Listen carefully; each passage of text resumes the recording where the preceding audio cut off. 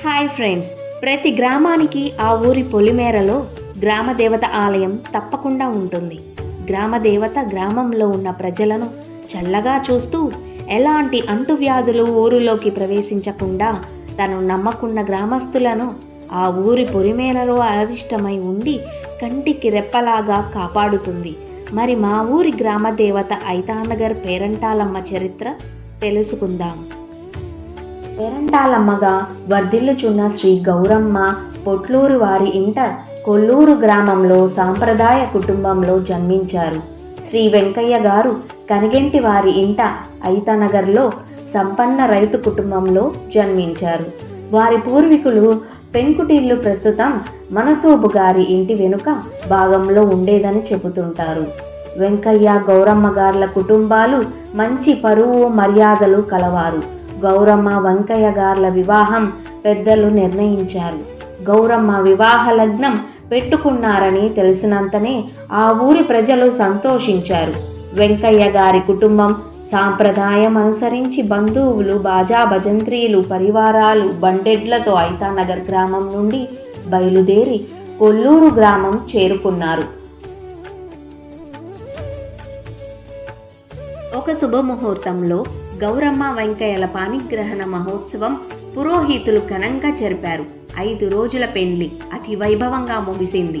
పెళ్లి తంతు ముగిసిన అనంతరం ఆడపిల్ల అత్తవారింటి అంపకాలు చేయించుకొని తిరిగి అందరూ ఎడ్లబండిలో ఐతానగర్ గ్రామానికి చేరారు.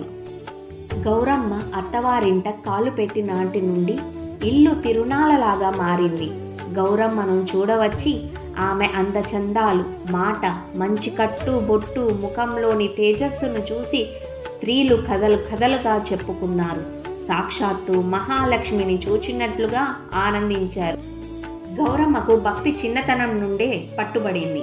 గౌరమ్మ వెంకయ్య గార్ల దాంపత్యం చూచిన వారందరకు ముచ్చట గొలుపుతుంది. వెంకయ్య గారు ఎక్కువ కాలం పశుపాలను, పొలం పనులనందు శ్రమపడుచున్నారు. గౌరమ్మ వెంకయ్య గార్ల దాంపత్యం ఆదర్శవంతంగా ఏ విధమైన చీకు చింత లేకుండా జరుగుచున్నది. పరమేశ్వరుని లీలలు అనూహ్యాలు. కాలం వక్రగమనం కలది. అది ఏ నిమిషానికి ఏమి జరుగునో చెప్పగలవారు ఎవరూ లేరు.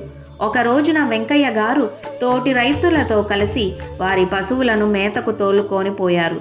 పశువులు పచ్చిక మేస్తుండగా వెంకయ్య గారు కాయల కోసం చెట్టెక్కి ప్రమాదవశాత్తు చెట్టు నుండి క్రిందకు పడి తలకు తగిలిన గాయంతో వెంటనే మరణించారు. గౌరమ్మ ఇంటి పనులు చేస్తుండగా పశువులతో వెళ్ళిన ఒక కాపరి వచ్చి, అమ్మ, వెంకయ్య గారు చెట్టు ఎక్కి జారి క్రింద పడగా మరణించారని చెప్పాడు. వెంకయ్య గారి మరణ వార్త వినుచునే గౌరమ్మ మూర్ఛిల్లినది. తోటివారు ఉపచారాలు చేసి ఆమెను తెప్పరిల్ల చేశారు. లేచి కూర్చున్న గౌరమ్మలో నూతన వికాసం కనిపించింది. ఆమె కంటనీరు పెట్టలేదు, గొంతెత్తి ఏడ్వనూ లేదు. గౌరమ్మ సామాన్య మానవ కాంత కాదు, దైవత్వం గల దేవతా స్త్రీ, జ్ఞానదేవత. వెంకయ్య గారి మరణం గ్రామమంతా తెలిసింది. పెద్దలు వెంకయ్య గారి మృతదేహాన్ని తీసుకొచ్చి వెంకయ్య గారి ఇంటి దగ్గర ఉంచారు. కొందరు దహన సంస్కారాలు ఏర్పాట్లు చేస్తున్నారు. ఇంతలో గౌరమ్మ ఇంటి నుండి భర్త శవం దగ్గరకు వచ్చి, నా భర్త దివంగతులైరి, పతిలేని సతి జీవనం నిష్ప్రయోజనం. నేను నా పతి వెంట చితియందు ప్రవేశింప నిశ్చయించుకున్నాను. గ్రామ పెద్దలైన మీరు నాకు అవకాశం కల్పించండి అని అడిగింది. ఆ రోజుల్లో సతీ సహగమనం సాంప్రదాయంగా జరుగుతుంది. అయినప్పటికీ స్త్రీ సహగమనాన్ని ప్రభుత్వం నిషేధించింది. ఎచ్చటనైనా జరిగినచో వారి బంధువులను, గ్రామస్తులను కఠినంగా దండించుతోంది. కావున మేము నీ కోరిక నెరవేర్చజాలమని చెప్పారు. గౌరమ్మ ఇలా చెప్పింది, పెదలారా, నేను బ్రతకలేక మృతి చెందుట లేదు. ఎన్ని భోగాలు అనుభవించినను జీవికి మరణం తప్పదు. పతివ్రత మనుల వారసురాలనైన నా స్వామి లేని ఈ దేహంతో నేనింక జీవించలేకనే సహగమనం చేయ నిశ్చయించుకున్నాను. నాకు సంతానం కూడా లేదు. మీరు నా కోరిక అంగీకరించండి అని కోరింది. అప్పటికే చాలా కాలాతీతమైనది. గ్రామ పెద్దలు గౌరమ్మ తల్లిదండ్రులతోనూ అత్తామామలతో మాట్లాడి గౌరమ్మను దేవతామూర్తిగా భావించి ఆమె కోరిక అంగీకరించనచో గ్రామానికి కీడు సంభవించునని భావించి మహాపతివ్రత అయిన గౌరమ్మ ఇష్టానుసారంగా ఆమె సంకల్పించిన సహగమనాన్ని ఆమోదించారు. గౌరమ్మ ఏమీ చలించక తల్లిదండ్రులకు పెద్దలకు నమస్కరించి నా నిర్ణయం మీకు బాధించిన క్షమించమని అడిగినా ఎవరునూ మారు మాట్లాడలేకపోయారు. గ్రామ పెద్దల సమక్షంలో భజంత్రీలు మంగళవాద్యాలు చేస్తుండగా ముత్తైదులు హారతులతో పాటలు పాడుచూ పుష్పాలు చల్లుచుండ బంధువులు స్నేహితులు వెంటరాగా గౌరమ్మకు బావి దగ్గర స్నానం చేయించారు. ఆనాటి నుండి ఆ బావే పేరంటాల బావి అయింది. తదుపరి గౌరమ్మకు స్త్రీలు పసుపు కుంకుమతో పూలతో అలంకరించారు. గౌరమ్మ మహా ఆనందంగా చితినందు ఉన్న భర్తకు నమస్కరించి ప్రక్కన అలంకరించిన వేదిక పైకెక్కి నిలుచున్నది. ఇప్పుడు గుడి ఉన్న విశాల ప్రదేశంలో వెంకయ్య గారి దహన సంస్కారాలు చేయుటకు పెద్దలు నిర్ణయించారు. ఆ రోజుల్లో ఇటు పేరంటాలమ్మ బావి నుండి అటు చెరువు దాకా ఆ ప్రదేశం మర్రి చెట్లతో కూడిన విశాలంగా ఉండేదని అంటారు.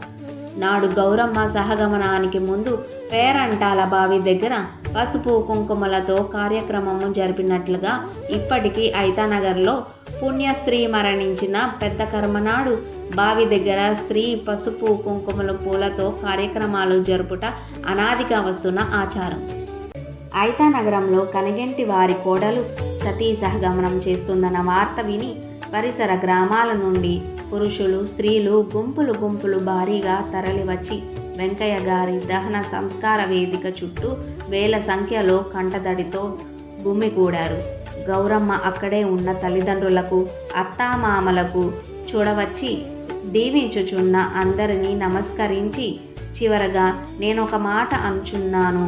నేడు చాలా సుదినం. మీరు పిలవకయే శ్రమ కోర్చి దూర ప్రాంతాల నుండి నన్ను దీవింపవచ్చిన దేవతా స్వరూపులైన మీ అందరికీ నా కృతజ్ఞతా వందనాలు. నేటి మా సహగమన పుణ్యకాలంబున మమ్ము ఆశీర్వదింపవచ్చిన మీ అందరికీ వందనాలు. దైవం అంటే నమ్మకం కలదానినైతే త్రికరణ శుద్ధిగా పతిభక్తి గల దానినైతే ఈనాటి ఈ మంటలలో నా భర్త శిరస్సు నా శరీరం భస్మం కాగలవు. కానీ నా మంగళసూత్రం మెట్లు గాజులు ప్రకాశం తరగవు.